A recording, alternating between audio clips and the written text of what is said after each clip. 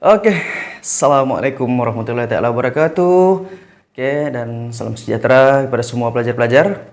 Oke, jadi kalau Anda buka video ini maknanya Anda sedang ingin mengulang kaji, mau belajar kan?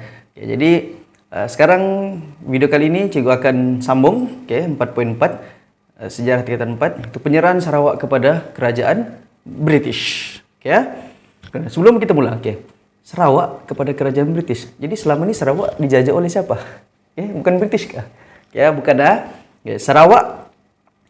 Kita ada 3 wilayah di sini. Pertama Semenanjung, Tanah Melayu. Kedua Sarawak. Ketiga Sabah. Ketiga-tiga wilayah ini, ketiga-tiga buah negara ini dijajah oleh 3 organisasi yang berbeza. Contoh, Tanah Melayu dijajah oleh kerajaan British. Negara British menjajah negara Tanah Melayu, negeri-negeri di Tanah Melayu. Faham? Negara menjajah negara. Sarawak pula dijajah oleh keluarga Brooke. Keluarga Brooke, mula dengan James Brooke. Jadi sampailah ke anak cucunya kan. Jadi keluarga Brooke nih dia orang British, tapi dia bukan mewakili kerajaan British. Faham nggak maksud saya? Sarawak nih sebuah negara yang dijajah oleh sebuah keluarga, keluarga yang kaya raya, yang ada tentera sendiri, yang ada sistem pentadbiran sendiri, menjajah sebuah negara Sarawak. Paham kan? Jadi Sabah pula dijajah oleh syarikat dari British, SBUB, Syarikat Berpiagam Utara Borneo. Paham? Syarikat ini yang menguasai Sabah untuk dapatkan apa? Hasil ekonomi kan? Untuk pertanian. Hasil mineral. Jadi syarikat, bukannya individu. Sabah dijajah oleh syarikat British. Sarawak dijajah oleh keluarga dari British. Dan Tanah Melayu dijajah oleh kerajaan British. Faham bezanya? Paham?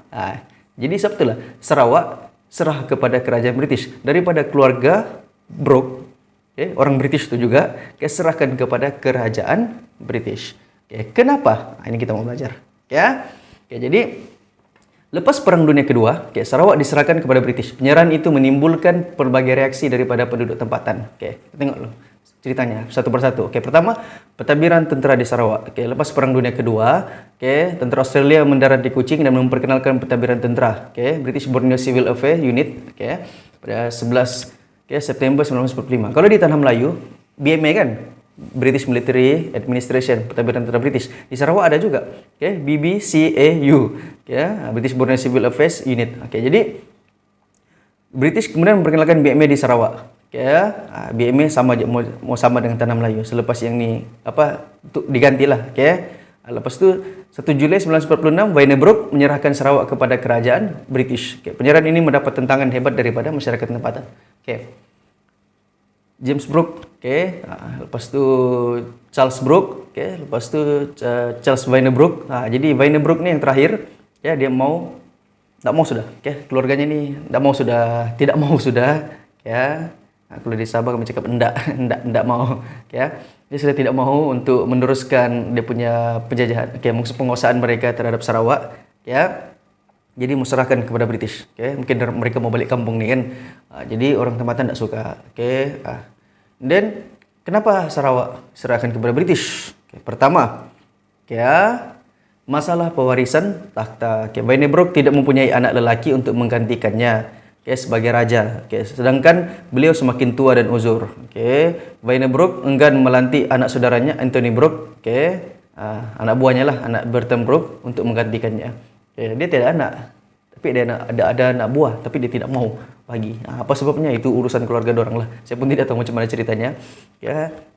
And then kedua, desakan kerajaan British. 1944 pejabat tanah jajahan mendesak Wainer Brooke memberikan kuasa yang lebih luas kepada British untuk meluaskan penguasaannya di Sarawak dan menjadikan Sarawak sebagai tanah jajahannya.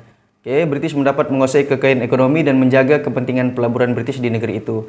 Jadi pejabat tanah jajahan mengutus surat kepada Wainer Brooke tentang pendirian untuk menyerahkan Sarawak kepada British. Jadi akhirnya terpaksa juga lah. British pun ada pelaburan di Sarawak. Kerajaan British tu. Ada juga kilang-kilangnya di sana, estate-estate di sana. Jadi British mau dapat kuasa penuh lah daripada keluarga Brooke ni. Jadi kedua, ketiga masalah kewangan. Bennebrock menghadapi masalah keuangan untuk memulihkan Sarawak selepas tercetusnya Perang Dunia Kedua. Ekonomi Sarawak terjejas, terbiar, pendidikan kesehatan semuanya terbiarlah. Jadi keluarga Brooke ni tidak mampu, orang tidak ada budget untuk memulihkan semula Sarawak. Jadi terpaksa minta bantuan daripada British. Jadi caranya apa? Serahkanlah Sarawak kepada British untuk memulihkan kembali keadaan pada masa itu. Jadi susahlah, Brooke ni dia tidak mampu sudah, Charles Bennebrock ni tidak mampu untuk mentadbir Sarawak lagi. Jadi seterusnya, macam mana proses penyerahan Sarawak kepada British? Pertama, Pejabatan Jajahan utus surat kepada Bennebrock. Lepas tu Bennebrock antara setiausaha pribadinya, untuk jumpa penduduk tempatan, minta persetujuan. And then Gerald T. McBride ni, setiausaha tadi ni pulang ke England bersama dengan dokumen ditandatangani oleh Ketua Tempatan Sarawak. Jadi dia jumpalah semua ketua-ketua setiap daerah untuk minta persetujuan. Sama lah macam Harold McMichael kan di Tanah Melayu minta persetujuan tanda tangan Raja-Raja Melayu. Jadi lepas tu kerajaan British mengarahkan Bennebrock supaya mendapatkan kelulusan Majlis Negeri dan persetujuan rakyat Sarawak terlebih dahulu. Di Sarawak ada organisasi, ada macam parlimen sendiri, Majlis Kerajaan Negeri Sarawak. Jadi kerajaan British minta kebenaran dulu, minta dulu supaya Brooke ni tanya dulu pendapat ni. Sebab tidak mau jadi macam yang di Tanah Melayu, rakyat tidak setuju kan.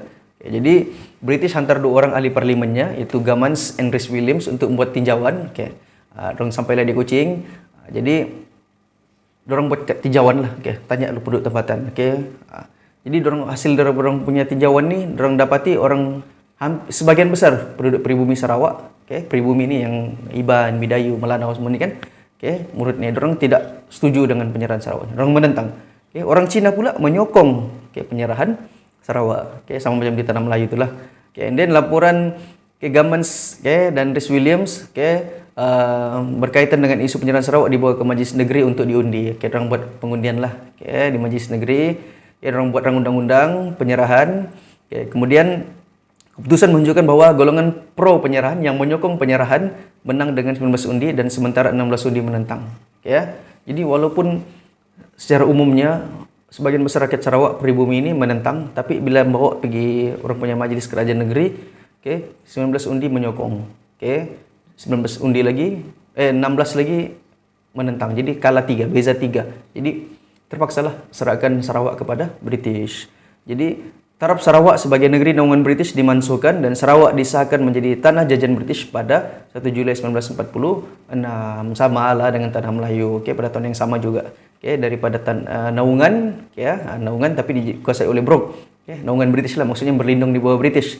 Tidak dijajah oleh British. Tapi bila sudah serah kepada British, dia menjadi tanah jajahan. Maksudnya Brooke ni, dia orang tidak kuasa sudahlah. British take over 100%. Alright. Settle Kuching Sarawak. Jadi itu 4.4. Bagaimana, kenapa Sarawak diserahkan kepada British.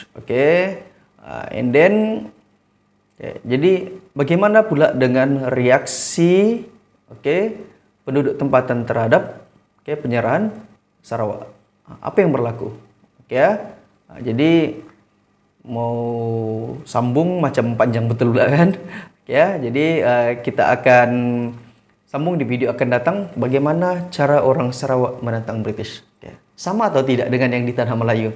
Apa bezanya dengan Tanah Melayu? Kalau Tanah Melayu sebelum ini kita belajar melalui apa? Raja-raja Melayu, golongan cendekiawan, guna Akbar, dorang buat perhimpunan jalanan, buat kongres kan melalui persatuan-persatuan. Kalau di Sarawak bagaimana ceritanya? Itu kita bincang di video yang seterusnya sebab dia sangat panjang sedikit. Tidak boleh digabung dalam video ini. Jadi kita rehat dulu, minum kopi dulu, minum teh kalau lapar makan Maggi dulu, sementara tunggu video yang akan datang. Jadi kita jumpa lagi video akan datang. Cara penentangan.